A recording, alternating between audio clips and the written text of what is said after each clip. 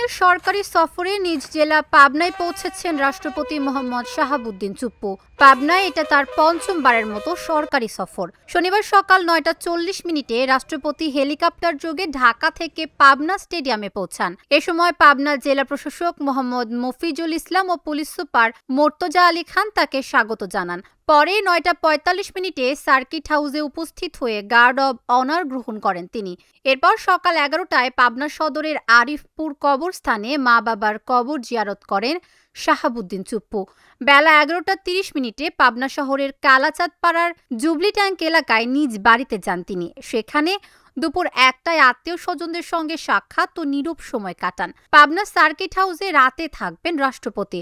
সফরের শেষ দিন রোববার সকাল ১০টা ৪৫ সার্কিট হাউসে গার্ড অব অনার গ্রহণ করবেন তিনি ও ১১টায় পাবনা স্টেডিয়াম হেলিপ্যাডে পৌঁছে বঙ্গভবনের উদ্দেশ্যে যাত্রা করবেন।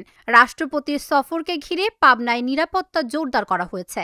স্টেডিয়াম, সার্কিট হাউস, আরিফপুর কবরস্থান ও তার নিজ বাসভবন এলাকায় নিশ্চিদ্র নিরাপত্তা ব্যবস্থা নেওয়া হয়েছে। ৫ আগস্ট পরবর্তী সময়ে প্রায় ১৫ মাস পর পাবনায় এলেন রাষ্ট্রপতি শাহাবুদ্দিন। ২০২৩ সালের ২৪ এপ্রিল ২২তম রাষ্ট্রপতি হিসেবে দায়িত্ব গ্রহণের পর ওই বছরের ১৫ মে পাবনায় প্রথম সফর করেন শাহাবুদ্দিন চুপ্পু।